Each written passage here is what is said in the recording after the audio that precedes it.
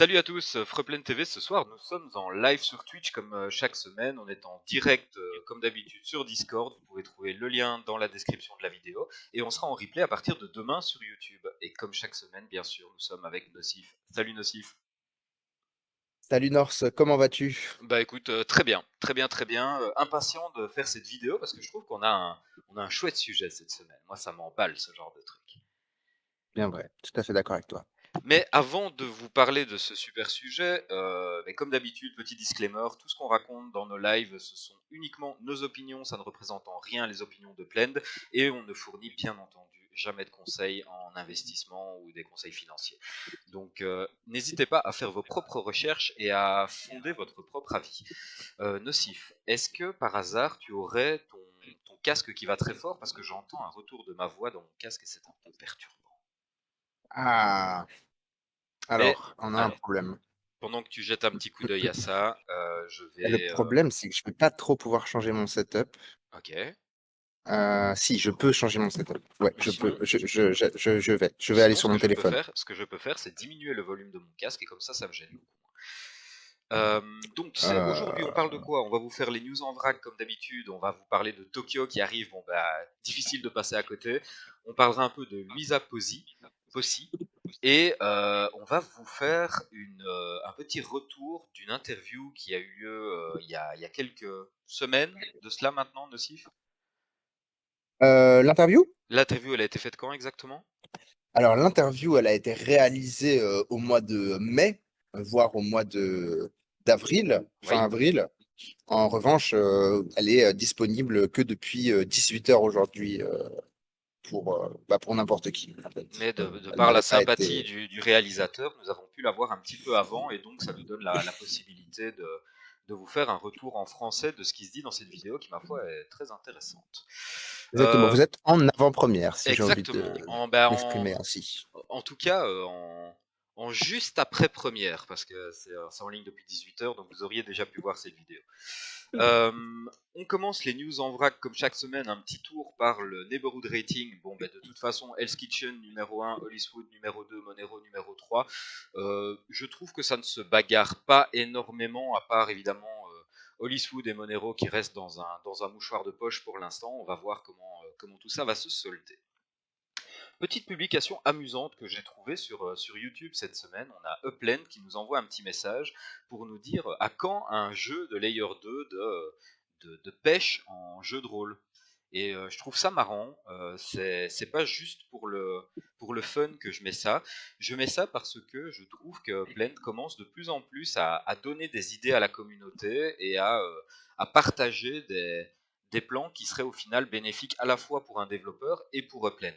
Et je trouve ça plutôt intéressant de voir comment ce concept peut évoluer à long terme. Nocif, ça te parle ou c'est moi qui divague sur une bête image qu'ils ont postée sur YouTube? Non, je pense que, qu'une fois de plus, on peut pas vraiment savoir ce qu'ils ont derrière la tête. Mais ce que ça me fait penser, c'est en fait, il y a des layers 2 et on peut voir en fait tout un éventail, un spectre en fait du layer 1 jusqu'au layer 2. Parce que là, on peut tout à fait aujourd'hui avoir un jeu de pêche sur Upland, hein. Tout est possible sur Upland, des jeux. Mais le moment où le layer 2 veut avoir une implication un peu plus subtile avec du coup Upland et le layer 1. Là, le STEM rentre en jeu, etc. Donc, ça laisse envisager énormément de choses, énormément en fait, de combinaisons possibles et c'est fantastique. Oui, exact, exact. Autre petite news en vrac, mais dont maintenant vous avez l'habitude, c'est le Community Meetup qui arrive le 9 septembre à Amsterdam, auquel nous serons avec l'ami Nocif. Et si vous voulez avoir la chance de nous voir en vrai et d'avoir un autographe sur votre quiz, vous pouvez venir et nous vous signerons volontiers la quiz. C'est Euh, vrai, il faut pas qu'on oublie, il faut qu'on prenne des marqueurs, hein. c'est vrai, il faut absolument qu'on prenne des marqueurs. Mais blague à part, si vous souhaitez vous rendre au Community Meetup, que vous hésitez encore un petit peu, que vous cherchez des solutions, n'hésitez pas, poussez-nous un petit message sur Discord et on verra si on peut vous proposer de faire partie de nos plans, pourquoi pas. Ensuite, news en vrac suivante, nous avons l'arrivée de Lens Battle, qui est un nouveau layer 2 sur Upland. Je vous ai mis l'adresse dans le coin supérieur droit de l'écran si vous souhaitez tenter le jeu simplement. Personnellement, j'ai pas encore vraiment eu le temps de le tester, donc je suppose qu'on fera un retour dans un prochain live quand j'aurai eu l'occasion de faire quelques parties. Mais en tout cas, j'en sais assez pour vous faire une présentation basique du jeu et vous expliquer en quoi, selon moi, c'est déjà une bonne idée de départ. Euh, le principe du jeu, c'est un jeu de cartes dont chacune de vos cartes représente un de vos terrains. Donc si vous avez 30 terrains dans Upland, vous avez la possibilité de jouer à ce jeu. Il faut au minimum 30 terrains. Ça correspond à un deck de 30 cartes. Et l'aspect intéressant, je trouve, de ce jeu, ce sont des jeux de bataille, hein, donc vous allez affronter d'autres joueurs en opposant vos propriétés aux leurs. Et ce qui est intéressant, alors premièrement, c'est que ça fait un usage des collections, ce qui, pour l'instant, dans les Layer 2, n'est pas encore arrivé. C'est la première fois qu'un Layer 2 utilise les collections et ajoute de la mécanique à son écosystème grâce aux collections de Blend. Ça, pour moi, c'est déjà très intéressant en soi. Et deuxième point que je trouve intéressant, c'est d'utiliser les attributs des propriétés pour faire des combats. Parce qu'en fait, ça va permettre aux gens de pouvoir parfois avoir une propriété qui n'est pas terrible, mais qui sur un des attributs euh, a une bonne statistique. Et donc, ça pourrait réévaluer, donc, si ce genre de mécanique se développe, hein, je dis pas que c'est ce layer 2 là qui va révolutionner le monde, mais en développant ce genre de mécanique et ce genre d'utilité, quelque part, on va niveler la perte de valeur que peuvent avoir certaines propriétés de par certaines caractéristiques un peu défavorables qu'elles ont. Une toute petite propriété, ben, finalement, va peut-être dans certains écosystèmes pouvoir devenir un avantage. Et ça, je trouve ça intéressant. Donc, qu'est-ce qu'on peut dire exactement de ce jeu? Comme je vous l'ai dit, c'est un jeu de construction de deck de cartes. Vous construisez avec vos terrains. Il faut savoir que votre adresse, la maison, votre adresse de domicile que vous avez déclarée dans Upland a une importance toute particulière dans ce jeu. Ça s'appelle Trump. Et je ne sais pas du tout comment traduire ça, donc je vais le maintenir en anglais. Mais apparemment, c'est une propriété qui est considérée comme la plus importante de votre deck, sur laquelle vous avez des bonus, etc. Donc, si ce genre de projet vous intéresse, je vous invite vraiment à aller jeter un petit coup d'œil sur.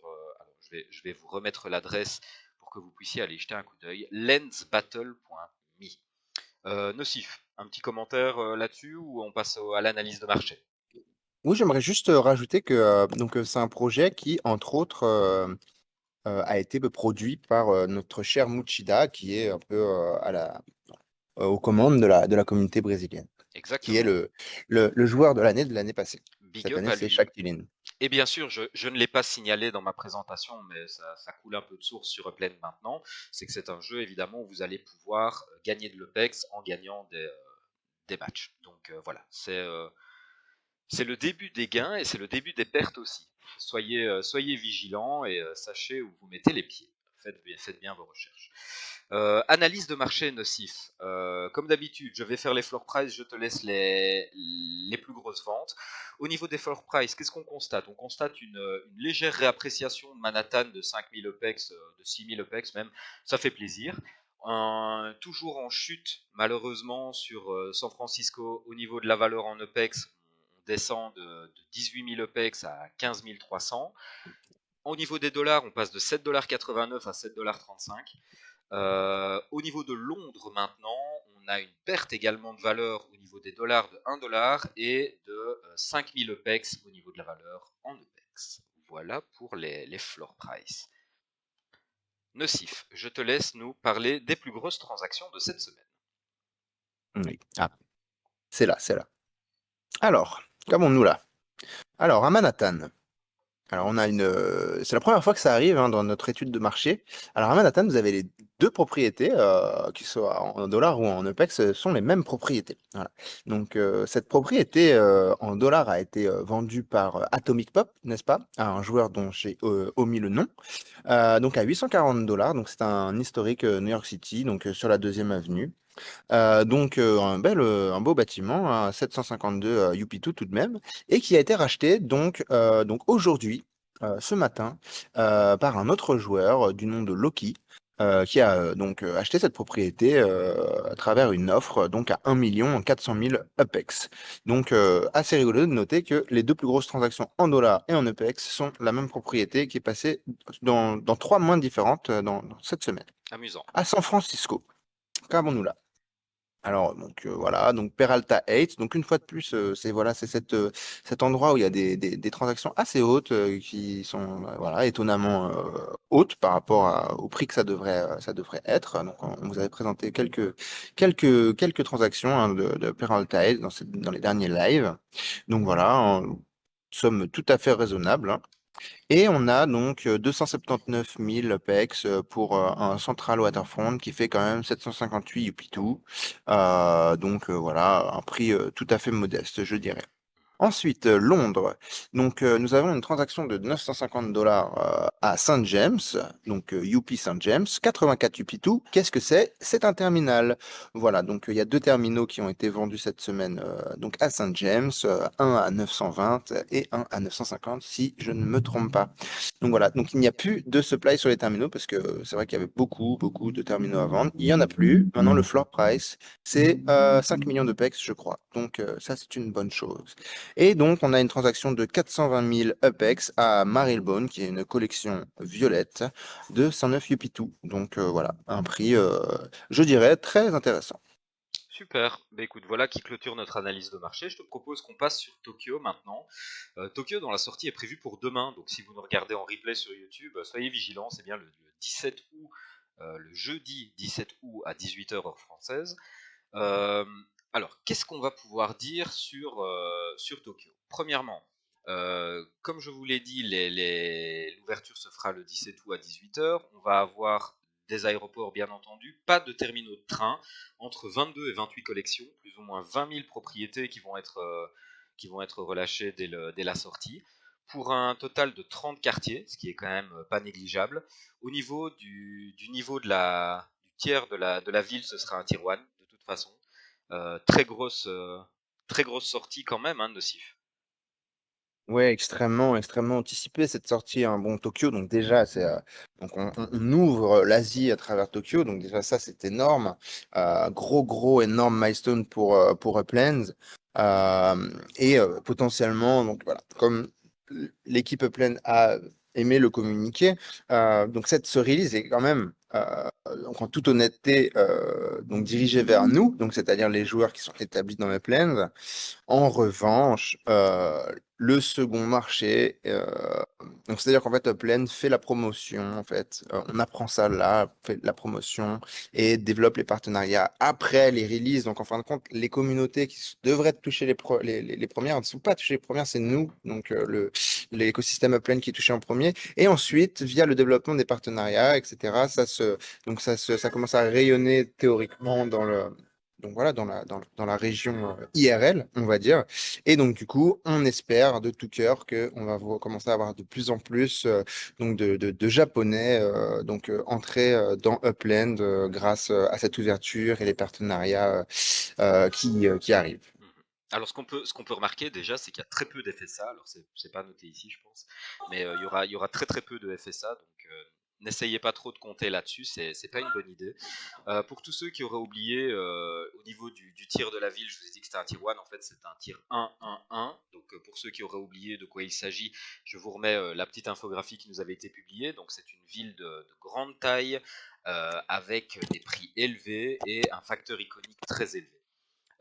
Vous avez ici sur votre droite un petit graphe qui vous indique le niveau des trésors hunt qui auront lieu dans ce genre de ville. Et clairement, on est sur de l'upper class de trésors hunt. Donc n'hésitez pas, si vous êtes un chasseur et que vous souhaitez vous installer là-bas pour chasser. Alors déjà, premièrement, ça va être à mon avis très cher de créer une web à Tokyo. Mais si vous êtes ambitieux, pourquoi pas, il y aura en tout cas de très beaux trésors à aller chercher là-bas. Si vous souhaitez vous y rendre, comme d'habitude, Plaine nous a partagé la feuille de route avec les différents trajets que vous pouvez faire en fonction de l'aéroport dont vous partez.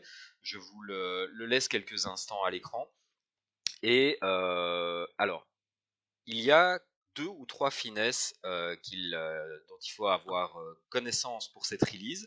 La première des finesses, c'est qu'il n'y aura visiblement pas de collection de rues nocifs.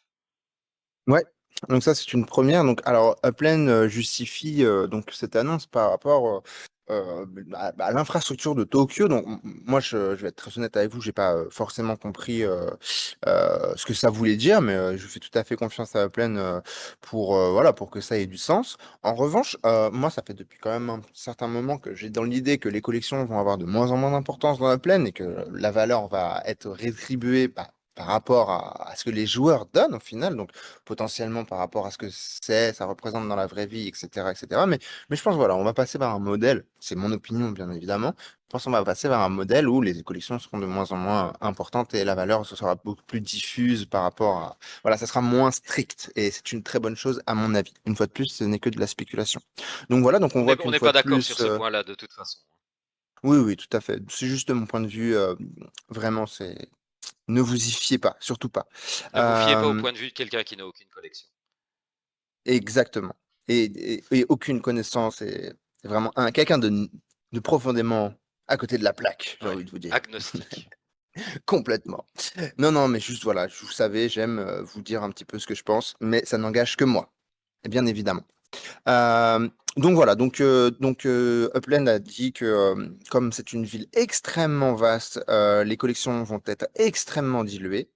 Euh, donc, euh, donc voilà, curieux de voir ce que ça donne. Est-ce que on va avoir quelques collections demain dans le release? Bah ça, on le saura la semaine prochaine, hein, bien évidemment. Donc stay tuned. Exactement. Et d'ailleurs, pour la deuxième petite information que je souhaitais vous donner, c'est que sur l'écran de recherche, comme vous le voyez ici à droite sur l'infographie, il y a une nouvelle petite case à cocher qui s'appelle Focus Search in Japan.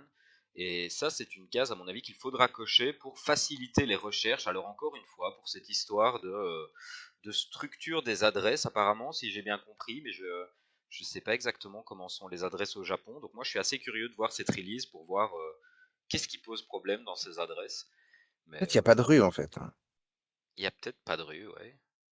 Ça serait vraiment. Quoi, Ça tu... expliquerait, ceci expliquerait cela. Mais quoi, enfin, quoi, ils vivent dans... Tu Il y a peux pas de que rue, c'est que il des y a pas de rue. numéros.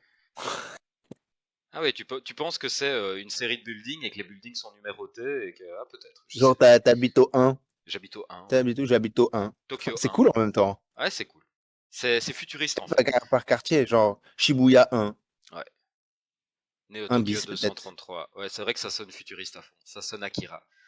Ouais. Enfin bon, Et voilà. je peux juste noter ça aussi parce que, alors, je sais pas si vous avez remarqué, mais vous aurez trois propriétés qui seront donc ont été mintées par Plein Bureau il y a quelques instants pour que vous puissiez send demain pour donner un petit peu de direction à votre bloc Explorer.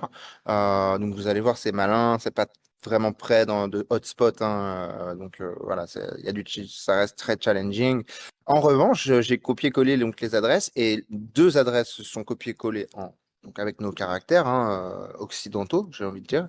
En revanche, il y a une adresse que quand je l'ai copiée, elle s'est transformée directement Mais c'est en, ça. À en mon avis, pictogramme. ok, d'accord. Donc à mon avis, c'est ça. Quand ils ont mappé, à mon avis, ils ont récupéré des bases de données avec les noms des rues en pictogramme et ils ont dû faire peut-être un convertisseur pour que tu puisses taper en, en lettres en lettres de chez nous, je vais dire, et que ça transfère ça en picto. Je sais pas. C'est peut-être ça. Ouais, je Peut-être. sais pas. Enfin bon. Franchement, Bref, ça c'est. Sachez on simplement essaiera ça. de vous tenir au courant sur Ouais, ouais, ouais, ouais, le ouais. pourquoi du comment. Exactement. Au niveau des, alors les spéculations de collection, on est de moins en moins, enfin c'est de plus en plus difficile, on le dit à chaque fois, mais c'est de plus en plus difficile de prévoir les collections. Là ici, on a eu une analyse de chez Assassin qui est, comme d'habitude, plutôt fouillée, qui propose ces quatre quartiers-là. Moi, j'avais évidemment Shibuya dès le début. Ils avaient l'air de dire sur Assassin qu'à Shibuya, il y aurait potentiellement pas une collection de quartiers, mais une collection de venues, donc de salles peut-être, parce qu'il y en aurait beaucoup là-bas. Voilà. Donc, Alors, je suis pas complètement sûr de ce que je vais dire, mais faut faire attention avec l'amalgame entre Shibuya et Shibuya. Parce qu'en fait, alors il y a tout ce qui Shibuya ouvre demain, c'est City, Shibuya. Shibuya City et Shibuya Quartier. Mais en fait, Shibuya quartier, c'est pas. Vous voyez, par exemple, le Crossroad, il est dans Shibuya. Donc c'est le voilà, populairement appelé Shibuya. En revanche, le Crossroad n'est pas dans Shibuya, dans le Shibuya quartier là, par exemple. Je veux juste pointer ça. Donc, moi, je ne connais pas bien Tokyo. Je pourrais pas vous dire qu'est-ce qu'il y a vraiment d'intéressant, qu'est-ce qui pourrait vraiment dénoter. Mais faites attention, même avec les analyses de assassins, parce que potentiellement, eux-mêmes, bah, c'est pas leur culture, etc. Donc Bien peut-être sûr, qu'ils bien ont sûr. omis certains détails. Donc faites attention. Allez, si vous vraiment vous voulez minter fort, allez sur du safe, hein. Moi, je vous invite à aller voir sur, par exemple, Apple Plan ou Google Maps, hein. Vous avez une très bonne visualisation de l'urbanisme. Vous voyez directement où se passent les choses, hein. On va dire grossièrement. Si vous voulez faire une étude plus approfondie, ce ne sera pas du tout le cas. Mais grossièrement, ça peut vraiment écrémer et vous aider un petit peu à voir où et quoi, etc., etc. Alors, accessoirement, là, on va être dans la spéculation la plus absolue, bien évidemment. Donc, prenez ça avec un grain de sel, mais on va quand même parler du niveau de prix qui pourrait se pratiquer là-bas, Nocif. À ton avis, Ouais, alors la pure spéculation. Moi je dis à tout le monde, clairement, plus attendez-vous à cher du que ce que fois vous deux. pensez. Moi, je dis ça. En fait, attendez-vous à du x2 par rapport À à Londres. Londres. Donc, Mhm. c'est-à-dire, par exemple, à Londres, je crois que le quartier le plus cher, c'est Knightsbridge. Donc, on est à 4500 pex du UP2. Mhm. D'accord?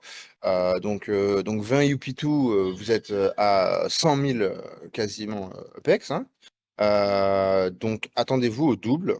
Et je pense qu'en vous attendant au double, vous ne serez pas déçus. Ça peut être plus cher encore, mais Moi, j'avoue moi, je que je t'avoue, serais étonné. moi, je t'avoue que je pense qu'ils vont passer le cap un peu psychologique, même si je pense que le marché regarde pas énormément ça, mais ils vont passer le cap un peu psychologique du 10 000 UPEX par Hub Square. Et dit, ça serait énorme. Ça serait énorme, parce Ce que là, ça serait fait énorme. vraiment cher, quoi. Alors, une fois de plus, hein, Knightsbridge, c'est un quartier très prisé. Mhm. Voilà, si vous vous rendez pas compte de ce qu'est Knightsbridge, je pense que potentiellement Saint James, vous vous rendez un peu plus compte. C'est des prix qui sont vraiment très, très proches. Donc voilà, Saint James, c'est où il y a Buckingham Palace, tout ça. Et donc, une, un quartier, on va dire, une zone qui serait à peu près du même standing qu'un Saint James, euh, voilà. Je pense que vous pouvez vous attendre potentiellement à, comme North dit, dans ce genre de quartier-là, vous pourrez vous attendre potentiellement. Ce serait énorme, mais allez savoir, à du 10 000 OPEX par UP2. Attendez-vous à ça, comme ça, vous êtes pas déçus. En revanche, ce que j'aimerais ajouter, c'est si vous restez attentif durant la journée de demain, à un moment donné, ils vont ouvrir, donc on va voir le mapping, ok? Mais donc ça sera avant le release et vous aurez en fait du temps pour donc c'est-à-dire déjà si vous-même vous êtes au-dessus d'un quartier, vous pouvez utiliser le petit bâtiment en bas à droite pour aller faire la recherche des propriétés à vendre. Là, vous verrez en fait les propriétés qui sont à minter et vous verrez les prix. Donc vous pourrez faire un calcul par rapport au nombre de UP2 et avoir le rate. Si ça n'a pas Mais été changé, comme hein. si ça n'a pas été changé, La j'ai pas possibilité de compris. voir les prix avec la petite maison à Oh, côté de truc. bah, Je pense pas, hein, mais enfin, ça date depuis de tout le temps dans le plaine. Peut-être ils auront changé, allez savoir. Mais en tout cas, si ça se passe comme d'habitude, voilà, vous déjà vous pouvez faire sur les quartiers sur lesquels vous passez, et si vous vous baladez un peu dans le général Upland, et je pense que si nous on a accès, on le balancera sur le général Freepland, mais en fait vous bien sûr. verrez quasiment le rate au UP2 par rapport à tous les quartiers. Un bon moment avant le release, si ça se passe comme d'habitude. Donc vous pourrez faire, voilà. Moi c'est ce que je fais à chaque fois. Quand on a toujours des budgets limités, donc c'est-à-dire, par exemple, on a une target, bah moi j'aime bien essayer d'aller voir avant, faire le calcul de ce que je peux et ce qui va me rester et savoir quel type de UPT je peux aller chasser. Comme ça, j'ai pas besoin de réfléchir pendant le release, ça va vite et je suis plus productif, on va dire. Donc Ça, je suis je vous d'accord invite à avec faire toi. ça, C'est ça fait une grosse différence. en général tout ce qui peut vous éviter de réfléchir pendant un release, c'est bon à prendre. Très important. Tout ce qui peut Très, très, éviter de très important. distraire vos regards. Moi, personnellement, je désactive les blocs Explorer des autres joueurs. Il y a rien qui m'énerve plus que de voir des blocs Explorer là où je veux cliquer, de devoir zoomer pour passer derrière. Je veux rien voir de tout ça.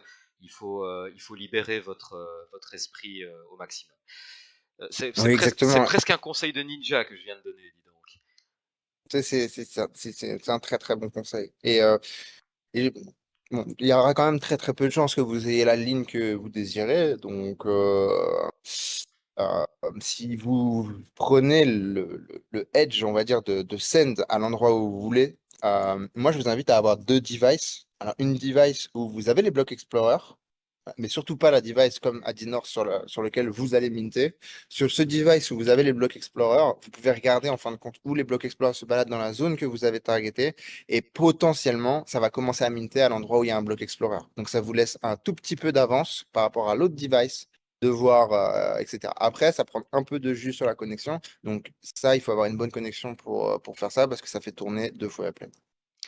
Alors, pour cette sortie de Tokyo, ils nous ont sorti une nouvelle sorte de challenge que j'ai trouvé plutôt intéressant parce que ça implique deux des Layer 2 qui ont, pour l'instant, je dirais le vent en poupe, c'est-à-dire Upland Kingdom et Uplandia. Il y a pour l'instant un challenge à réaliser dans chacun de ces jeux. Si vous réussissez par exemple dans Upland Kingdom à construire une ferme, construire un Tattlebook, entraîner un paysan pour devenir un fermier, acheter trois choses depuis le market et assigner votre fermier à une ferme, vous allez pouvoir gagner un de ces quatre blocs Explorer qui sont des sabres de ninja. Et ces sabres de ninja vous donneront un bonus de 10% pour vos militaires avec une épée. Donc ça, j'ai trouvé ça plutôt sympa. C'est l'arrivée, en tout cas pour moi, des blocs Explorer à utilité diverses. Et je trouve ça cool de voir ça arriver. Si vous êtes plutôt Team Uplandia, vous avez la possibilité de gagner un de ces quatre masques en réalisant la quête du samouraï. Alors la quête du samouraï, pour ça, vous devez vous connecter sur Uplandia. Vous allez normalement directement être averti que vous pouvez prendre le portail et vous rendre à Tokyo. Et je ne vous en dirai pas plus, étant donné que l'information est très sensible dans Uplandia, donc je vous laisse découvrir ça. Je vous invite vraiment à essayer de terminer cette quête parce que je l'ai en plus personnellement trouvé très chouette. C'est bien écrit, j'ai trouvé ça intéressant à suivre. Et si vous vous posez la question après du est-ce que je suis validé ou pas, est-ce que c'est bon, est-ce que j'ai bien fini la quête, vous pouvez vous rendre sur le Discord de Plandia et ils ont posté un message avec les différents pseudos des différentes personnes qui ont terminé les quêtes. Donc n'hésitez pas, essayez de terminer ces deux quêtes pour gagner un bloc Explorer, ça vaudra la peine à mon avis d'avoir un petit bonus. Si en plus vous jouez au jeu, ça vaut toujours la peine, rien que pour le bonus, ça vaut la peine de le tenter. Alors, Nocif. je vais mettre les pieds dans le plat une fois de plus, mais on va rester très court parce qu'on a beaucoup après sur la planche, hein. Mhm. Euh, alors, est-ce que là, on ne serait pas en train de voir l'arrivée des blocs Explorer, donc, donc qui peuvent emmagasiner des skills, comme on nous promet depuis un bon moment pour les courses, etc. Je t'avoue que c'est une question que je Euh, me suis posée, et au final, je ne pense pas. Je pense que là, on est plutôt dans les NFT, comment ils appellent ça? Les Grant Access NFT ou je sais plus trop quoi. Enfin bref, c'est un NFT, quand tu le détiens, tu as accès à quelque chose dans une expérience. À mon avis, on est plutôt sur ces tests-là, plutôt que vraiment des NFT que tu vas pouvoir skiller, que tu vas pouvoir développer, apprendre, leur apprendre des nouvelles compétences, etc. Je pense pas qu'on soit encore à ce niveau-là, mais je peux me tromper. mhm. On va voir, on va voir. Je suis curieux, je suis vraiment curieux de ça. Voilà. Ensuite, dernier sujet avant de passer à l'analyse de la vidéo, on a l'arrivée de Luisa Possi, que je ne connaissais pas du tout, mais j'ai été jeter une petite oreille, jeter un œil, et voilà ce que j'ai appris. Nous avons donc affaire à une star de la pop brésilienne qui est apparemment connue pour ses talents de businesswoman. Elle a sorti une nouvelle chanson pour la Coupe du Monde féminine, donc en ça fait complètement le lien avec tout ce qui se passe dans Upland. Elle a 1,6 million de followers. Je suis pas, j'étais jamais du genre avant à regarder les followers et depuis qu'il y a des célébrités qui rentrent dans Upland, je trouve que c'est une métrique intéressante. Autant à titre personnel, elle me glisse un peu dessus, autant pour Upland, là ici, j'y vois beaucoup d'importance. 1,6 million de followers, ça fait beaucoup quand même, hein. Ouais, exact. Bah, on peut voir, comme voilà, on vous a présenté Debbie Dry, enfin, Debbie Dry, c'est l'avatar de. euh, j'ai oublié son nom. Bah, vous savez, la star, l'actrice brésilienne qu'on vous a présentée il y a, il y a 2 semaines de ça, je pense, Je vais te qui retrouver a. son nom tout de suite. Je l'ai ici. J'ai oublié son nom aussi. Je vais te le retrouver tout de suite. Donc voilà, donc elle, c'est plus qu'une actrice, c'est vraiment une icône brésilienne. Elle porte toute la culture brésilienne, enfin une bonne partie. C'est vraiment une icône, c'est une mascotte, cette personne-là. Et elle cumule à 5 millions de followers, si je ne me trompe pas. Donc vous voyez que quand même, Luisa Posi, avec 1,6 million, c'est quand même un grand personnage. Bah, surtout Donc quand même tu si ça ne regardes touche en pas, proportion, c'est très bien.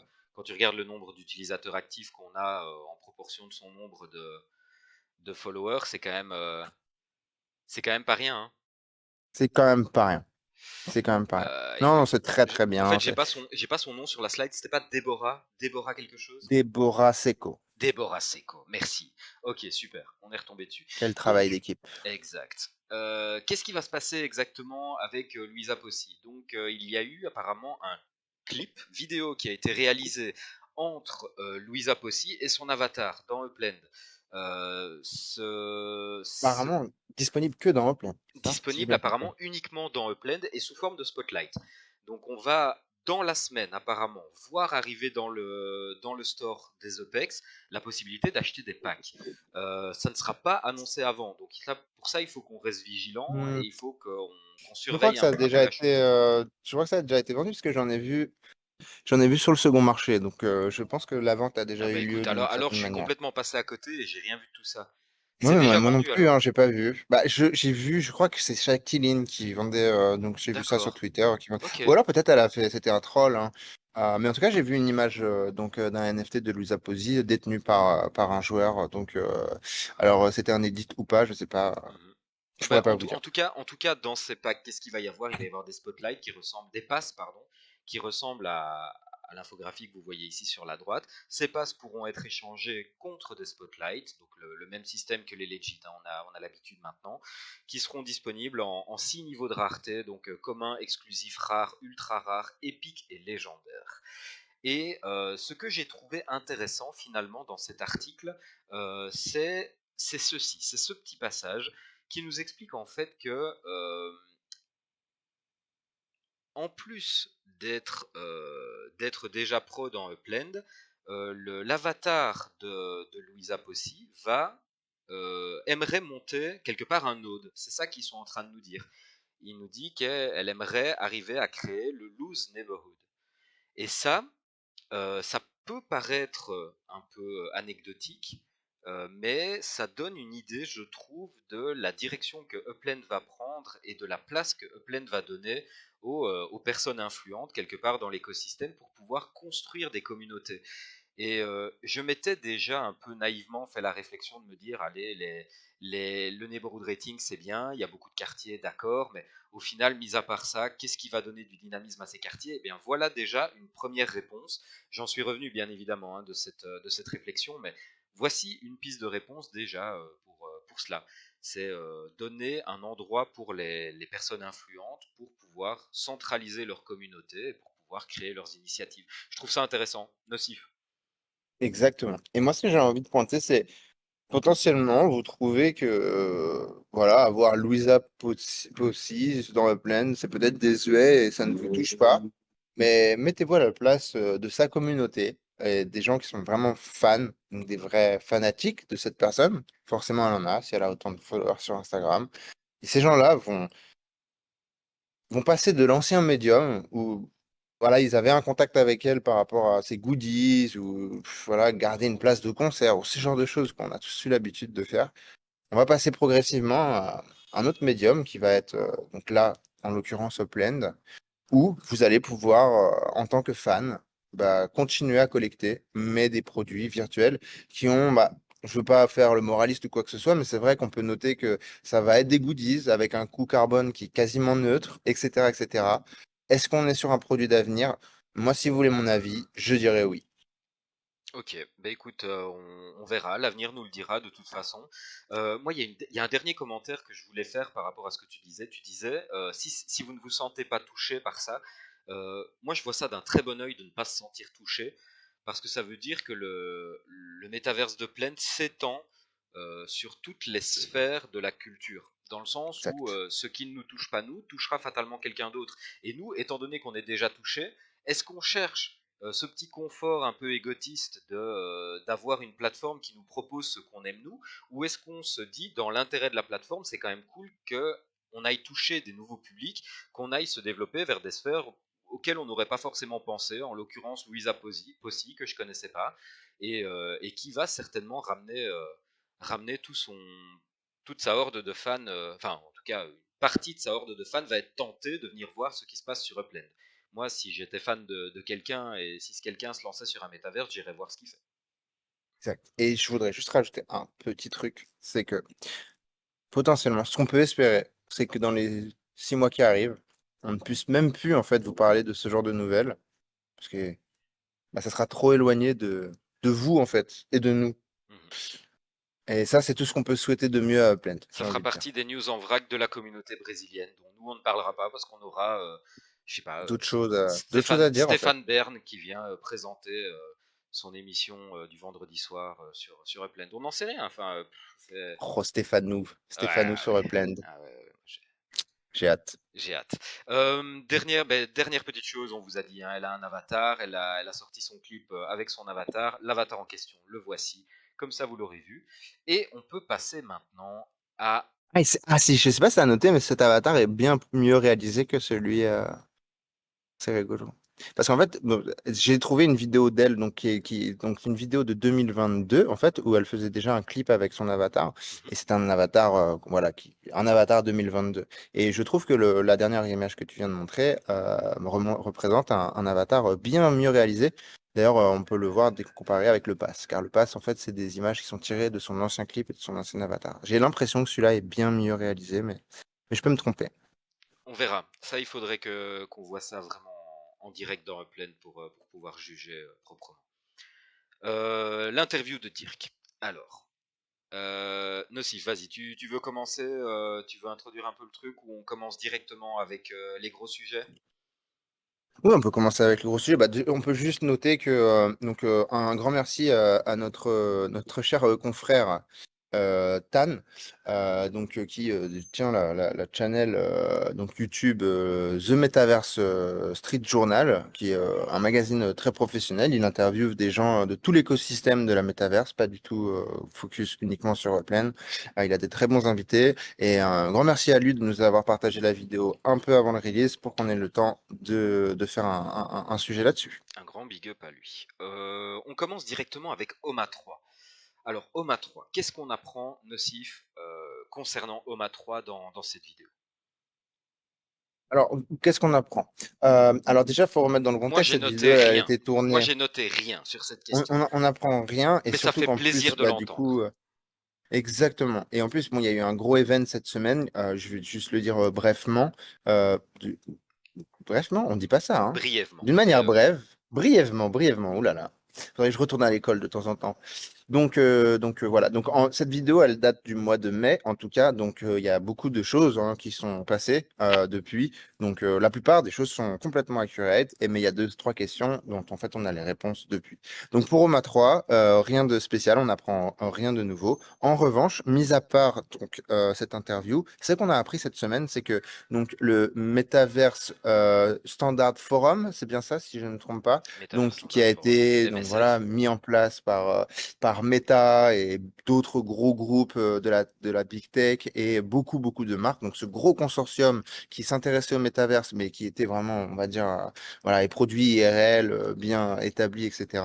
Donc on avait entendu parler que potentiellement il y avait donc du coup une porosité entre OMA 3 et le MSF, mais rien de vraiment officiel. Et quelle ne fut pas ma surprise cette semaine quand j'ai trouvé donc un article donc sur le site officiel de MSF qui dit qu'ils intègrent en fait OMA 3 en tant que membre officiel, donc dans les 30 membres fondateurs. Donc le MSF fait partie d'OMA 3 pour travailler sur les standards et, euh, et l'interopérabilité, etc., des produits, tout ça. Donc grosse nouvelle. Alors, Je pense que c'est la plus attends, grosse nouvelle. le MSF fait partie d'OMA 3. Je sais pas si on peut le présenter comme ça. Je pense qu'on peut dire que OMA Si. 3. Non, non, si, c'est officiel, c'est communiqué comme ça. Ok, Ouais. ok. Alors, moi, je pensais qu'il y avait un lien de partenariat qui avait été tissé, mais Non, non, c'est écrit noir sur blanc. Je pensais que Je pensais que je t'avais donné l'article, je suis désolé. Mais oui, mais Je tu en fait, verras, je suis tu pas verras. sûr d'avoir compris ça, moi. Mais moi, je pensais qu'il y avait un lien de partenariat. Mais de toute façon, dans les deux cas, c'est très bien, hein. C'est encore mieux, évidemment, dans le cas dont toi tu parles. Ouais, ouais, non, c'est vraiment, je confirme, je confirme. T'inquiète pas. Ok, nickel. Donc OMA 3, à la limite, pas énormément de choses à dire. Alors, au niveau utilisateur et adoption, euh, déjà, moi j'ai été content qu'ils donnent un peu de chiffres. On a appris qu'il y a 40% des utilisateurs qui sont américains, pas trop étonnant. On est 4 à 5% de Français, cocorico quand même. Voilà. Et Mais plus 5% de Canadiens, ce qui fait 10% de francophones. exact. Qui sont ouais, canadiens, ça veut pas forcément dire francophones. Mais Moi, je me suis rendu compte, je disais une énorme connerie là. Mais en tout cas, le gros problème dans ces chiffres, en fait, c'est qu'on ne sait pas s'ils parlent de la base d'utilisateurs actifs ou s'ils parlent de la base totale d'utilisateurs.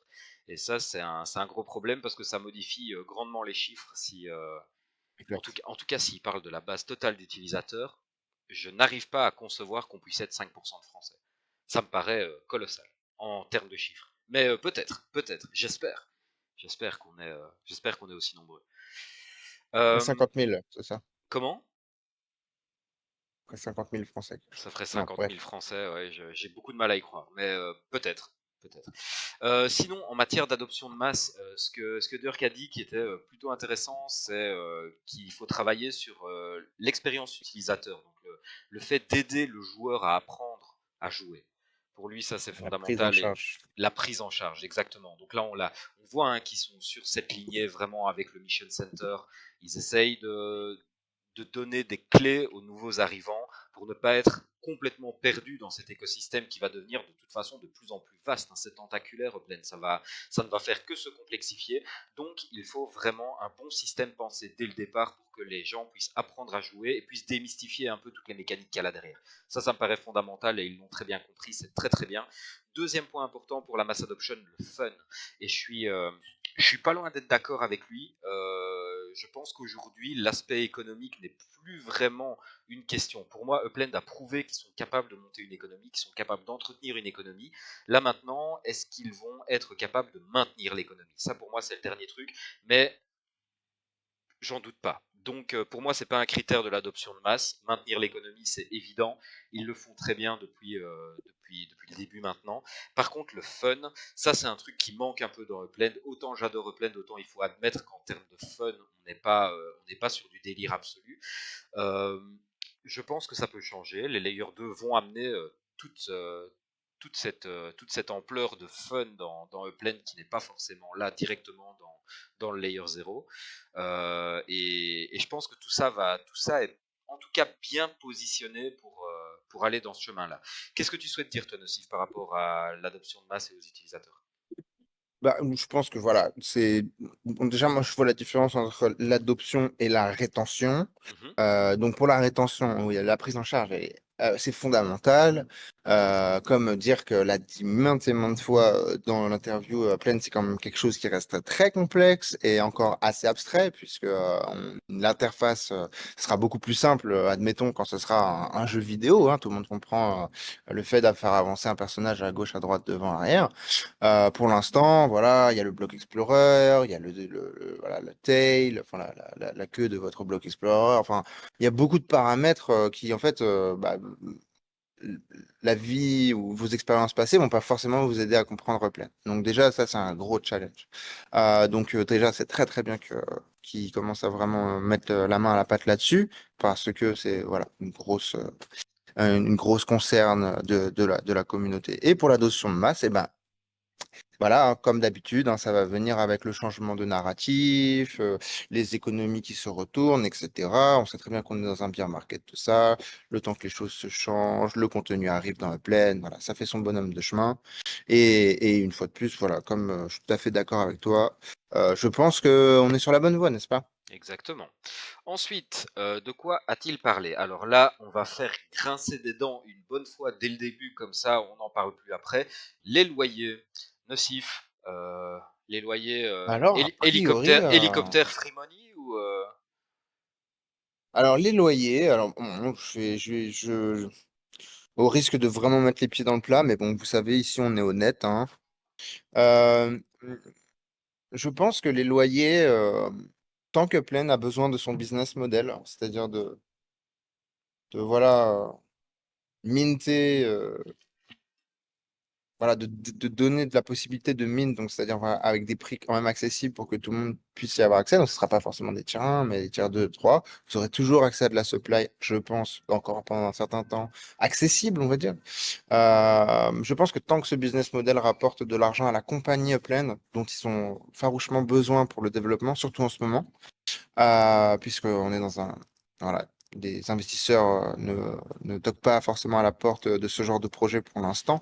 Ils ont besoin de ce business model et ce business model serait complètement en concurrence avec le fait de pouvoir en fait proposer une location, vu qu'en fait, voilà, inutile de vous faire un dessin. Les deux modèles sont en concurrence. Je ne suis pas sûr que le business model de Plane soit prêt à encaisser voilà, la possibilité que nous-mêmes, en fait, on apporte aussi de la supply pour quelqu'un qui voudrait ouvrir une métaventure et ce genre de choses. Donc, je pense qu'il faut s'armer de patience pour les loyers, pour les rentes. Est-ce que je parle bien? On parle bien de la même Alors, chose? Toi, en fait, ouais, tu ouais, parles non, des moi earnings. je parle des earnings, ouais, ouais, moi j'ai toujours traduit Et earnings voilà, par loyer. Mais je suis en avance. Ouais, oui, désolé, t'es oui. en Je viens de avance, me mais rendre c'est pas compte. grave, il en a Mhm. parlé aussi, et comme ça on en aura parlé, donc c'est très bien aussi. Donc là, évidemment, toi tu parlais du côté locatif, qu'il y a beaucoup de Exact, ouais. joueurs qui demandent la possibilité de pouvoir mettre leur propriété en location et pour pouvoir dégager une rente locative de leur propriété. Donc il faut s'armer de patience, ça comme tu l'as dit, ça va... Je pense que ça va arriver. Ça viendra un jour ou l'autre. Il l'a dit d'ailleurs, hein, C'est sûr, hein, le c'est sûr que renting ce ça sera un arrivera, fait, hein. mais il faudra patienter un peu. Et pourquoi il faut patienter un peu? Ben, simplement parce que le renting, c'est une mécanique qui doit venir s'imbriquer correctement avec d'autres mécaniques. Et tant que toutes ces mécaniques ne sont pas développées au moins à un point suffisant pour pouvoir travailler ensemble et pour pouvoir créer un produit cohérent, ils vont pas le faire. Donc, moi, je préfère qu'ils fassent ça bien Ouais, et puis et une qu'ils fois de envoient le plus, renting quand c'est prêt. je pense, c'est mon opinion une fois de plus, mais je pense vraiment qu'en fait le modèle, le business model des renting est en concurrence avec le business model du minting, qui est le business model cœur de plaine. Donc voilà, ça arrivera quand tout sera prêt, tout sera aligné. Ouais, je suis pas convaincu que ce soit en opposition. Non, non, mais Par contre, c'est en opposition avec les earnings, euh, bah, ça c'est un petit peu quand même en un peu plus en opposition opposition parce avec les que earnings, tu vois. c'est-à-dire qu'aujourd'hui, tu es obligé de minter ou d'acheter sur le second marché pour, on va dire, voilà, acheter, voilà, pouvoir ouvrir un business ou quoi. Tout le monde va quand même privilégier le minting. Ça coûte moins cher que le second marché en règle générale. Donc c'est Ouais, vrai que si on commence à proposer, en bah en dollars. fait, pas en dollars. Ah oui, c'est vrai, c'est vrai, c'est vrai. Mais, Mais enfin, oui, enfin, c'est peu large, c'est importe. large, c'est large, c'est Ouais, ouais, ouais. large. On aura l'occasion d'en Donc, en tout cas, reparler. au niveau des earnings maintenant, parce on va quand même parler des earnings, parce que c'est ça le sujet qui fait vraiment grincer des dents. Les earnings, on peut s'attendre à les voir baisser. Oui. Vraisemblablement, à mon avis, ça va pas prendre des mois avant d'arriver. Je pense qu'on verra ça dans le prochain trimestre. Ça, ma spéculation à moi. Euh, mais en tout cas, il avait l'air d'en parler comme quelque chose qui allait arriver Mm. rapidement. Ouais, il a dit avant la fin de l'année, a priori, on va avoir une baisse. Ouais. Donc ça veut dire qu'il y a peut-être de nouvelles utilités qui arrivent en même temps que ça pour compenser un peu les pertes des loyers. Donc voilà, Ou alors il y a trop d'inflation sur le PEX aussi, c'est possible. Enfin, inflation pas vraiment, mais c'est-à-dire il y a trop de PEX en circulation, vu qu'il y a trop de vélocité sur le voilà, PEX, ouais, c'est possible. trop d'argent redistribué par Upland Alors par à la contre, ce qui communauté. a été mentionné aussi, c'est que ok, les yields peuvent baisser, mais ils peuvent également réaugmenter. Donc si on arrivait dans un stade où Ça, l'économie devait ralentir et où la vélocité ne serait plus à un niveau suffisant pour que l'économie tourne correctement, il y aurait possibilité que ces loyers remontent évidemment. Donc voilà, ceci est posé sur la table. Je pense que la remontée des earnings, c'est pas pour demain la veille, mais qui sait? alors, juste pour vulgariser un petit peu ça, je pense que tout le monde a entendu en ce moment, ah, la Banque Centrale Européenne monte les taux d'intérêt, ah, baisse les taux d'intérêt, enfin, ils sont surtout en train de les monter en ce moment. Et ben, on est un peu sur la même mécanique là. Exactement, oui, c'est la manière dont Upland gère la monnaie Inflation, vis-à-vis. déflation. Ouais, exactement, exactement. Ensuite, qu'est-ce que nous avons? Ah oui, j'ai trouvé ça marrant ça, des photos et des vidéos dans Upland. Donc là, en fait, apparemment, il y a des annonces qui vont être faites, d'après ce que j'ai compris. Mais il faut que les photos et les vidéos. Alors, leur défi exactement, c'est d'implémenter les photos et les vidéos d'une manière qui soit cohérente avec un métaverse. Donc ça paraît évident pour tout le monde que quand on ouvre Facebook, Instagram, peu importe, Pinterest, bref, vous voyez le réseau social de votre choix avec des photos, vous consultez ça sur votre téléphone. Donc c'est normal que la photo soit simplement affichée à plat dans un flux. Sur Upland, dans un métaverse, avoir un flux à plat qui affiche des photos, ça n'a pas de sens. Donc pour l'instant, eux, ce à quoi ils réfléchissent, c'est à une manière métaversiquement compatible d'implémenter les photos et les vidéos. Probablement dans les expériences dans la maison, à mon avis. Il va y avoir possibilité probablement de projeter des vidéos sur un écran de télé ou quelque chose comme ça, probablement, pour pouvoir partager ça avec d'autres personnes qui seraient chez nous. Ça, c'est ma spéculation. Et au niveau photo, ben, je pense qu'il va y avoir probablement quelque chose d'un peu proche de ce que fait Nowhere. Tu vois, cette espèce de petite ellipse où tu vois la photo ou la webcam d'une personne qui se balade. Je pense que tu vas pouvoir avoir des choses comme ça, pouvoir tendre une photo en objet virtuel à quelqu'un, peut-être. Qu'est-ce que tu vois, toi? Alors, moi, j'ai une analyse très complexe là-dessus et je sais pas trop si on a vraiment le temps d'aller là-dedans. Mais peut-être T'en as un peu trop dit déjà. peut-être une fois on pourrait faire un topic là-dessus. Moi, j'ai une conviction que Upland ne laissera pas des produits qui ne sont pas des NFT en fait rentrer dans Upland parce que Pour la pression serveur.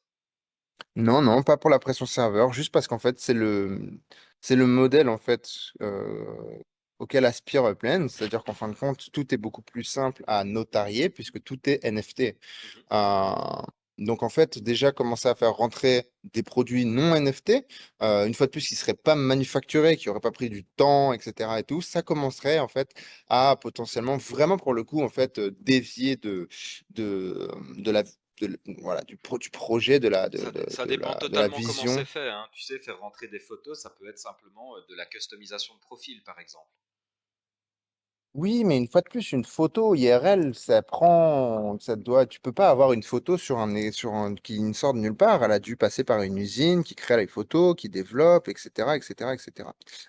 Ça représente tout un aspect économique dans la vraie vie et je pense vraiment que Upland a l'intention de répliquer tout ça dans Upland et c'est-à-dire que juste pouvoir faire importer des vidéos depuis votre application photo sur Apple, admettons, ça aurait vraiment en fait pas de sens et surtout c'est ça qui m'inquiète, enfin pas qui m'inquiète mais qui me paraîtrait vraiment très complexe d'implémenter, c'est que une fois que ce modèle qui aura été fait pour que les gens soient contents un petit peu à avoir du contenu, l'enlever pour passer à un nouveau modèle, c'est très compliqué.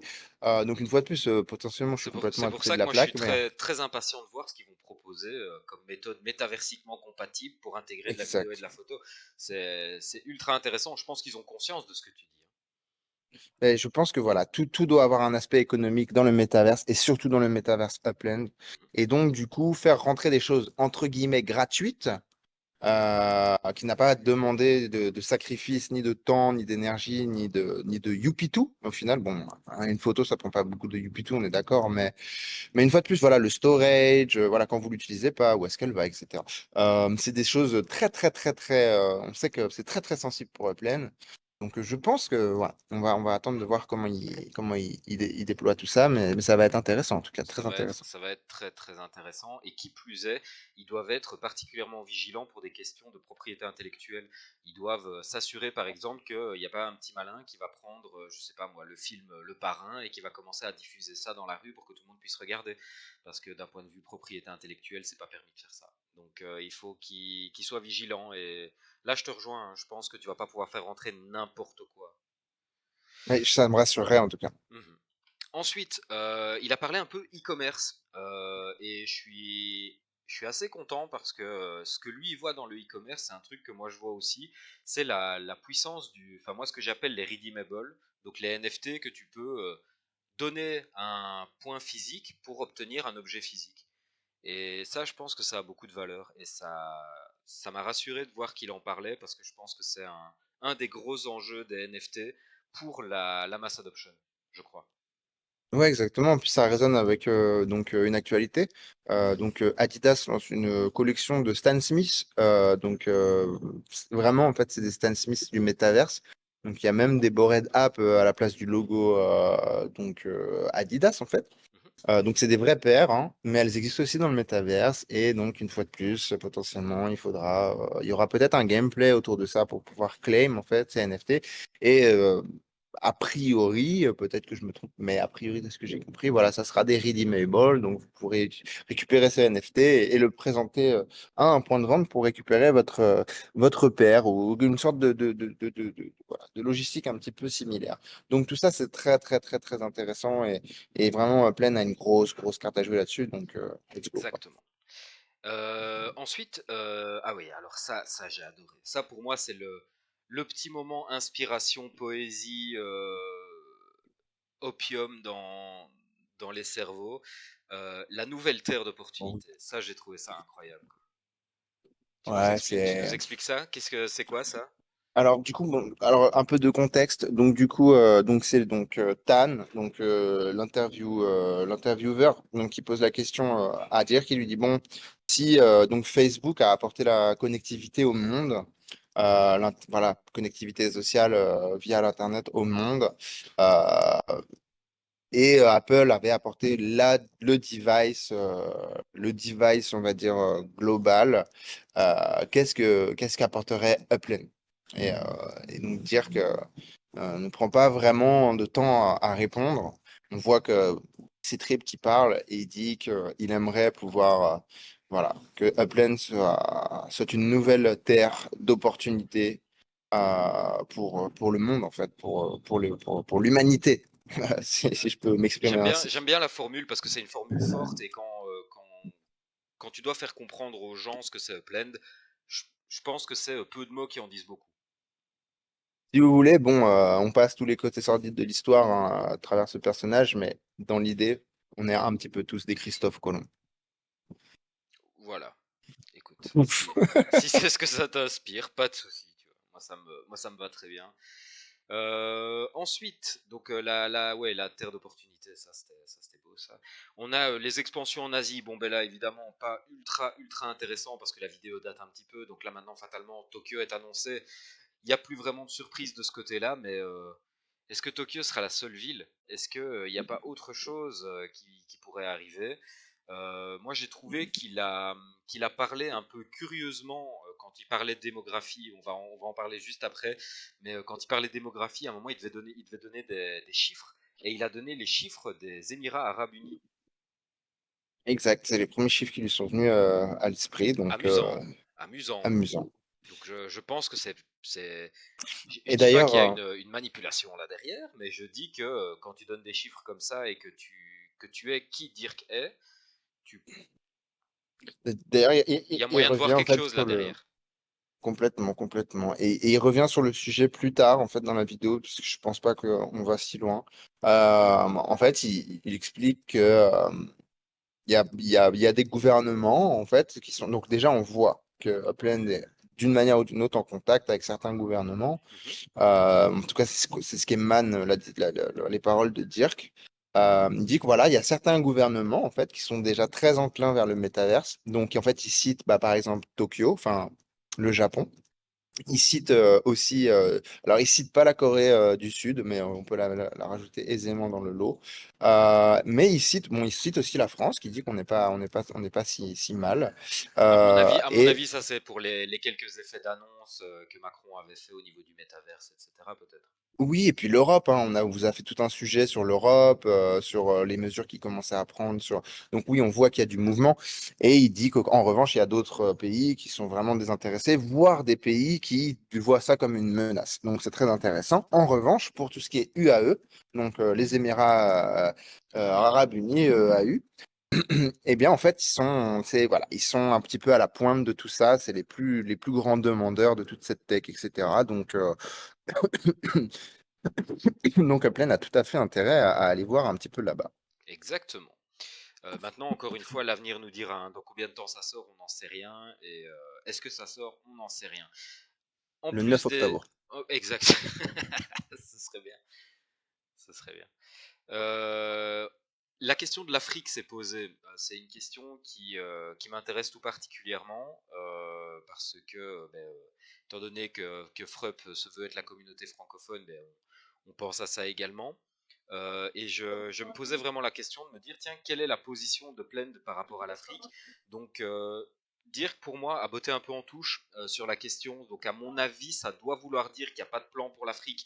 Mais d'ailleurs, il l'a dit, je crois pas, même en 2024, pas d'Afrique. Il a dit, faut pas jamais dire jamais, mais qu'a priori, Pas voilà. avant Mais 2025, dès lors, on pourrait Mais dire. une fois de plus, on se rend compte que fait vraiment Plaine ne ment pas quand ils disent ils mettent les partenariats en avant. Mhm. Donc c'est vraiment un partenariat et après l'opportunité d'ouvrir la ville dont fait partie donc la compagnie avec le qui représente ce partenariat. Donc Exactement. potentiellement, en fait, je pense que c'est pour ça qu'il dit ne peut jamais dire jamais, c'est que potentiellement une compagnie africaine, ou voilà, une compagnie qui aurait des intérêts en Afrique ou quoi que ce soit qui serait relatif avec n'importe quel pays d'Afrique, pourrait voilà, rentrer en contact avec Plaine et un partenariat pourrait se faire assez rapidement et donc du coup une ouverture dans la foulée. Euh, Parce que mais a d'un priori, point c'est de pas vue dans les plans. démographique, l'Afrique, c'est intéressant, hein. C'est un pays Tout à fait où les intéressant. jeunes Ils sont sont nombreux, enclins. les jeunes sont enclins à s'intéresser au métaverse, plus généralement, en tout cas, plus que les anciens. Donc, bon, il y a une opportunité, il y a un marché à ne pas négliger. Et j'ai pas senti non plus de la négligence de la part de Plaine par rapport au marché africain. Juste que pour l'instant, dans la roadmap et par rapport à l'agenda, bon, c'est pas, Non, mais en plus, on il n'y est le pas dit encore. vraiment. Au final, nous-mêmes, on a donc notre partie du monde, on va dire l'Occident, on a vraiment des opportunités hein, dans le métaverse. En revanche, on a vraiment accès aux infrastructures ici, donc les infrastructures IRL. C'est pas forcément le cas dans d'autres pays, dont des pays en Afrique. Et en fin de compte, bah, le métaverse, qui est une infrastructure en tant que telle, mais virtuelle, donc qui ne nécessite pas des coûts de production IRL, et pour le coup, potentiellement, une vraie opportunité pour l'Afrique, puisque bah, en fait, c'est des infrastructures clés en main, en fait. Donc, ça peut démocratiser tout ce qui est créativité, production, création, enfin tout, en fait, pour des gens Exactement. qui n'ont pas forcément les infrastructures pour. Donc, voilà. Et un exemple clair, si vous avez pas vraiment vu où je voulais en venir, bah, euh, même si je pense que c'est assez facile quand même en Afrique de créer une école aujourd'hui, ça nécessite un coût, etc. Bah, une école dans le métaverse. Alors oui, un casque, potentiellement, ça coûte cher, mais avec toutes les utilités qu'on peut en faire, au final, ça écrase complètement le coût par rapport à la création d'une école qui prendra peut-être 100 gamins maximum. Et dès qu'on aura 200 gamins, il faudra une autre école, etc., etc., etc. Donc voilà, on voit que cette technologie peut vraiment arrondir les angles dans le monde si on prend vraiment ça du côté utopique et vraiment positif de la chose. Mais moi, c'est ce que j'aime voir à travers tout ça. Donc c'est très bien. Alors ensuite, ce que Upland, on parlait de ce que toi tu souhaiterais voir, donc voyons maintenant ce que Upland souhaiterait voir venir de la part de la communauté. Ça, j'ai trouvé que c'était une chouette question et la réponse est pas très très surprenante, mais elle vaut la peine quand même. Donc on se rend compte que Upland a un certain focus pour les jeux, pour tout ce qui est le divertissement en général. Donc pour eux, les jeux, c'est toujours le bienvenu. Ramener du fun, on est vraiment là-dessus. C'est dans la ligne, c'est tout à fait logique. En plus des jeux, on peut parler de tous les produits à propriété intellectuelle, donc tout ce qui est artiste, réalisateur vidéo, musique, DJ, voilà, vous voyez le principe. Ça, c'est intéressant, ça pourrait faire développer les concerts, ça développera également les cafés qui sont très importants, qui sont des lieux de promotion pour l'art dans Upland en général et pour toute forme de prise de, de position publique, je vais dire. Donc ça, c'est très intéressant. Et ce que Dirk aimerait voir arriver, c'est une chouette application de commerce. Et je suis relativement d'accord avec lui. C'est vrai que pour l'instant, du, une vraie application de commerce, il n'y a pas encore. Et je pense qu'il y a vraiment quelque chose à faire de ce côté-là. Exactement. Tu veux rajouter quelque chose Beaucoup. ou on passe aux Non, médias on peut passer à autre chose. Ok, Je super. t'en prie. Donc, petit point sur les nouveaux médias, les devices. Bon, ben là, je trouve que Dirk a été assez clair là-dessus. Il souhaite embrasser vraiment les nouveaux périphériques, il a eu cette formule que j'ai trouvé très claire, donc en anglais, où ils disent que Plane sera device agnostic, donc Plane sera ignorant finalement du device sur lequel il se propage. On pourra être sur notre téléphone, sur l'ordinateur, dans un casque éventuellement. Il a un petit peu parlé du casque Apple, etc., en disant que chez Upland, ils étaient intéressés par ce genre de techno, que dès que le casque sortait, bien entendu, ils en achèteraient un et ils feraient des tests et ils verraient un petit peu où ça peut aller. Il est visiblement plus intéressé par la réalité augmentée. Parce que pour lui, la réalité virtuelle te coupe un peu du monde. Maintenant, bon, ça c'est évidemment à remettre en perspective, hein. La vidéo a été tournée avant l'annonce du casque d'Apple. Maintenant, on sait que ce sera de la réalité mixte. On sait que on n'est pas dans un casque de pure réalité virtuelle. Euh, voilà. Est-ce que Nocif, tu veux ajouter quelque chose? Il y a quelque chose qui t'a plu là-dedans? Non, bah, j'ai bien aimé le fait que dire qu'ils disent que Apple a créé le casque pour les développeurs et en fait, Upland se situe en fait dans cette catégorie. Euh, donc on voit que Upland est déjà connecté à Apple, donc c'est bien, c'est très très bien qu'ils aient l'intention voilà, de potentiellement vraiment tirer avantage de cette technologie. Donc, une fois de plus, ils ont dit, ils attendent de voir si le, là, il y a vraiment de la demande pour le contenu, etc. Parce qu'ils peuvent pas se permettre aujourd'hui à pleine de mettre 3 4 5 développeurs derrière le casque Apple pour créer du contenu vraiment immersif, etc. Il faut que ça matche avec la demande, etc. Et la disponibilité des devices. Donc, bien entendu, ils le gardent donc bien sous le coude et ils déploieront tout ça quand ça vaudra la peine. Exactement. Tant qu'on en est à parler d'Apple, on peut peut-être parler de la relation entre Blend et les big tech, donc vraiment les grosses boîtes de la technologie. On rappelle que Blend est quand même situé dans la Silicon Valley, que depuis Il y leur a deux porte, pas ils peuvent faire deux coucou pas à Apple. d'Apple. Voilà. Exact. Donc c'est confirmé, ils discutent. On sait qu'il y a des Ils discutent, connexions. voilà. Ils discutent. Apple et Upland discutent. Enfin voilà. Donc sans plan pour l'instant, on va pas faire de spéculation à ce propos. Par contre, ce que Dirkadi m'a semblé intéressant, c'est que lorsqu'un big tech approche une boîte qui a une trop petite taille, les big tech ont tendance à aspirer les petites boîtes et à broyer un peu le contenu pour l'intégrer à leur méga système. Dirk veut éviter ça et sa réponse m'a surpris. Il a dit il faut se laisser encore 2, 3, 4 ans de développement. Qu'on soit à leur niveau, il a dit.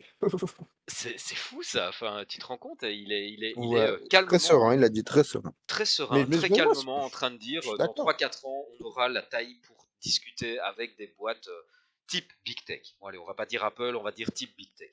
Euh, Balèze quand même. Enfin, moi je trouve que ça c'était le gros commentaire badass Ouais, il faut en faire un mème. de l'interview, quoi.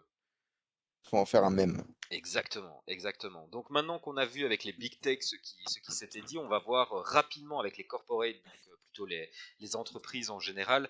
Visiblement, les entreprises en général ont l'air très intéressées par les digital twins, donc comment on appelle ça, les doubles numériques, c'est ça en français?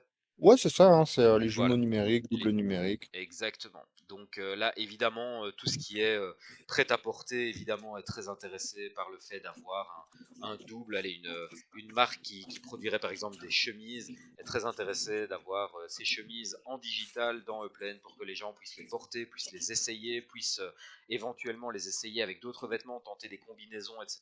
Donc il y a évidemment un gros enjeu de Oui, et les communication et de consommer. marketing. Et les Les consommer, consommer tout simplement bien sûr. parce qu'on voit l'intérêt de toutes ces marques une fois de plus donc je veux pas vous revenir sur tout ce qui est les coûts carbone tout ça mais si vous prenez juste les infrastructures et la logistique de création de shipment de tout ce qui va être voilà vous connaissez le principe des soldes hein, c'est quand de la supply est en excédent ça part en solde et puis après ça part on ne sait où la logistique est quand même très laborieuse. C'est profitable, mais c'est laborieux, donc on peut tout à fait voir l'intérêt de ce genre de boîte, de se dire si on peut migrer vers un produit digital, enfin je sais jackpot, quoi. Et en plus, ça matche bien avec les redeemables dont on parlait tout à l'heure, donc ces NFT qu'on peut échanger. Ça ouvre vraiment la porte au fait d'avoir allé chez, je sais pas moi, BugoOS par exemple, pour ne pas citer de marque, on va chez BugoOS et on achète un pull. Et ce pull, on l'achète dans Upland sous forme de NFT. Ensuite, on prend sa voiture, on va en ville, on rentre dans un magasin BugoOS et on tend notre wallet Upland. Ils prennent le NFT, ils le brûlent et ils nous donnent une chemise, un vrai pull à la place. Super intéressant. Enfin, pour une marque, ça fait de la possibilité de vente et des opportunités de vente complètement nouvelles et de nouveaux terrains pour le marketing à explorer. Ouais, et puis après, tu vas dans un bar et tu bois une Heikkinen. Pourquoi pas? Pourquoi pas? Je vais arrêter tout de suite parce que sinon on va être parti et une Sermedes, rouler en Sermedes, enfin bref, Une fouche. on va arrêter tout de suite, ça va partir dans n'importe quoi. Je le sens. En plus, il nous reste un point à traiter et en gros, c'est ceux qui arrivent. Donc, qu'est-ce qui arrive là encore une fois? Pas énormément de surprises. Attendons-nous à voir les véhicules et leurs déplacements, la possibilité de pouvoir faire des courses et de déplacer. Bon, ben ça, c'est là maintenant. Ça fait partie de ces choses qui n'étaient pas encore annoncées à l'époque. Les portails nocifs, les portails. Ouais, bah, ça, c'est. Voilà, apparemment, c'est un grand challenge. On comprend bien. Enfin, Ça sera explique-nous d'abord ce que c'est, avant de nous dire comme ça, on est Ah sûr que oui, tout le oui, monde c'est vrai, c'est comprenne vrai. bien de quoi il s'agit parce que c'est pas forcément le Donc, NFT Portal. ah, d'accord. Alors, je sais pas de quoi tu parles. Je suis désolé. Mais les portails pour moi, c'est le début de l'interconnexion entre les différents écosystèmes de métaverse. Ah oui, c'est sûr. Ah oui, portail NFT. Ok, C'est, oui, non, enfin, d'accord. Ouais. Non, après non, non, c'est le même principe, c'est le même principe qu'un NFT. Hein, non, non, j'ai fait un amalgame. C'est ma faute. Oui, voilà. non, bien sûr. Bah, du coup, les portails, donc c'est en fait c'est ce qui va permettre de faire, de créer l'open metaverse, c'est-à-dire de pouvoir passer donc seamless, donc c'est-à-dire sans friction en fait d'une plateforme à une autre en restant en fait la même personne digitale, on va dire, en gardant vos assets et en ayant une continuité en fait sur l'évolution de vos assets, hein, comme enfin, dire que utilise cet exemple qui est très voilà, qui fait tout à fait sens. Si vous avez une voiture dans la plaine et que vous l'avez utilisée, vous lui avez mis des kilomètres dans la tronche, bah du coup, quand vous allez la faire passer potentiellement de Upland à Sandbox, voilà, elle aura les mêmes caractéristiques. Si elle est abîmée, elle sera abîmée. Si elle a perdu des kilomètres, elle aura perdu des kilomètres, etc. Ce qui permet en fait de créer une osmose dans tout cet écosystème et qui crée, voilà, c'est très, je trouve que c'est assez bien euh, emmené dans Ready Player One. Donc, n'hésitez pas à regarder ce film si vous l'avez pas vu. Ça va pas être extrêmement bien expliqué, mais ça vous donne une idée un petit peu de ce qui pourrait être l'interopérabilité entre tous ces mondes virtuels différents et que tout soit vraiment connecté avec voilà, un avatar, une identité, les mêmes assets et tout interopérable et sans friction, quoi.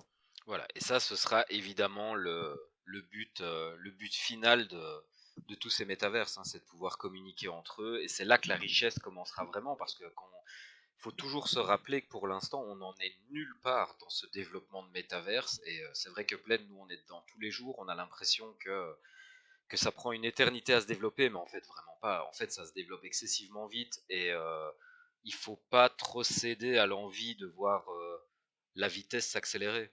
Il faut laisser les choses D'ailleurs, venir, il faut que la tech se fasse et il faut que la techno prenne la place qu'elle doit prendre. Il faut que les développeurs puissent faire leur boulot. Parce qu'on a tous à y gagner au final, à avoir des portails qui fonctionnent bien, à avoir la possibilité de voyager sans aucun risque, entre guillemets, parce qu'il ne faut pas oublier qu'à partir du moment où on est dans le Web 3, on mélange l'identité digitale et les possessions.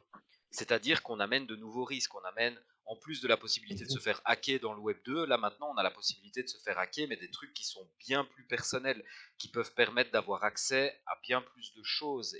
Donc voilà, il faut que ça soit bien fait, il faut que ça soit fait proprement.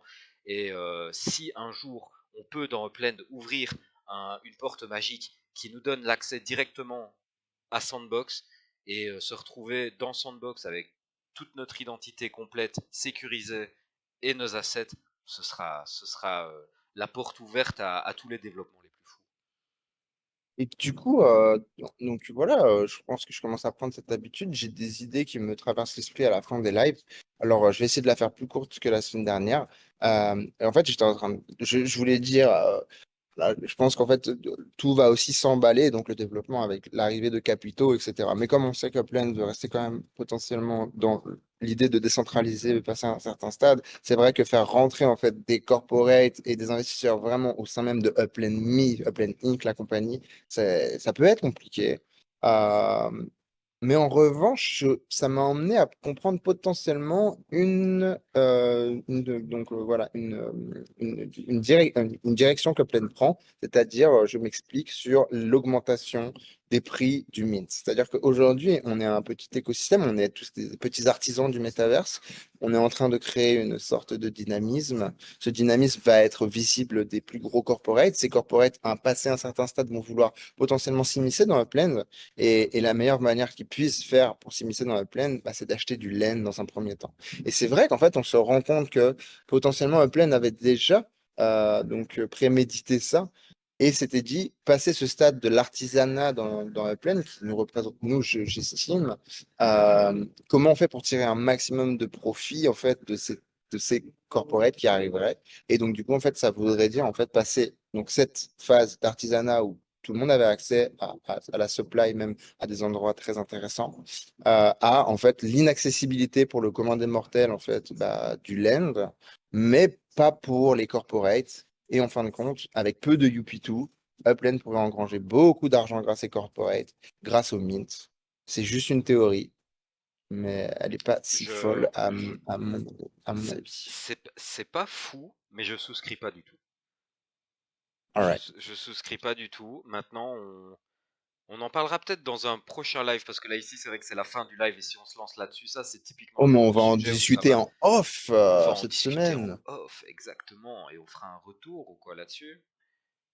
Bah, si c'est intéressant. Si ça intéresse les gens, pourquoi pas. N'hésitez pas, dites-nous en commentaire si ça vous intéresse, on fera un retour. Ben voilà, en tout cas, On ça, verra ça, si c'est ça intéressant. clôture, ça clôture le live de ce soir.